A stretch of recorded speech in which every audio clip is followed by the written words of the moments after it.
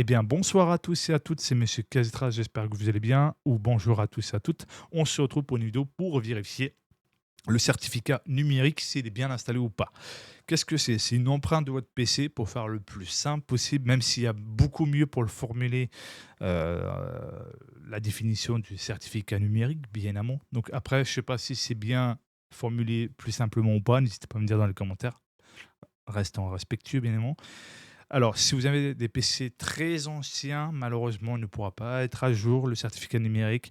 Donc, d'après ce que j'ai pu entendre et dire, que ça ne pourra pas démarrer votre PC si le certificat n'est pas à jour.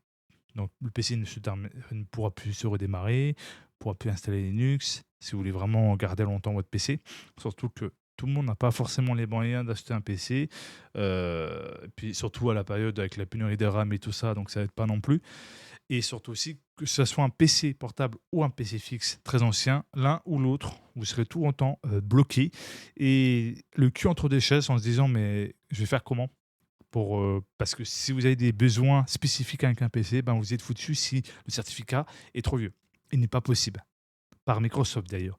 Parce que c'est Microsoft d'ailleurs qui le fait automatiquement, cette mise à jour.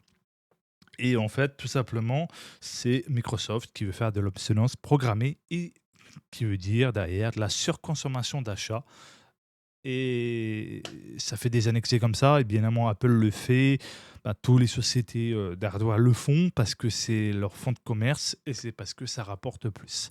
Et je trouve ça dégueulasse parce que c'est un manque de respect aux consommateurs et aux consommatrices.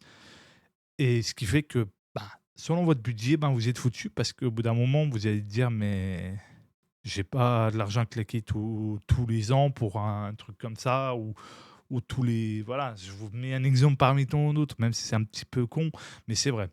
Donc voilà, je vais vous montrer comment vérifier. Vous tapez juste, tout simplement, éditeur du registre. Désolé pour l'écran noir, vous faites «oui» et là, vous avez ce petit chemin ici. Ordinateur, donc local machine, système, control set, control, secure boot et le dernier ici. Je vous mettrai dans la description le chemin pour être plus rapide pour écrire juste ici, dans la petite barre ici. Et il faut vérifier ici, ça s'appelle UEFI SA. Si vous voyez ce nombre-là, donc qui date de 3 ans, donc ça veut dire que il est relativement récent. Donc vous avez aucun risque pour votre PC. S'il est très vieux, eh ben, malheureusement, ce n'est plus possible de mettre à jour, tout simplement. Parce que je trouve ça dégueulasse parce que en soi, un PC, ça se garde hyper longtemps. Et puis surtout que, bien dans un sens même, que c'est pas donné, bien amont, avec, comme je dis, avec la période des pénuries de RAM. Puis, vu qu'il y a les pénuries de composants, donc les RAM, donc pénurie de cartes graphiques, qui veut dire bah, plus de galères pour les grands constructeurs de faire de la grande production de cartes graphiques, tout ça.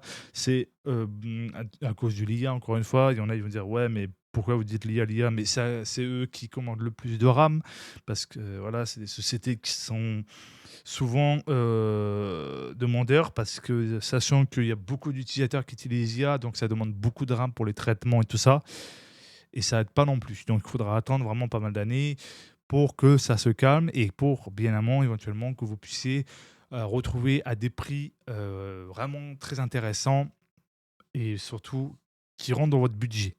Ça, c'est très important à prendre en compte. En tout cas, si cette vidéo vous a plu, n'oubliez pas de vous abonner, de mettre un pouce bleu, d'activer la cloche de notification et de partager. Le plus important, c'est bien évidemment de relayer bien évidemment ces détails-là. Donc, c'est des vidéos que ça peut aider à d'autres à vérifier bien évidemment leur certificat numérique de leur PC.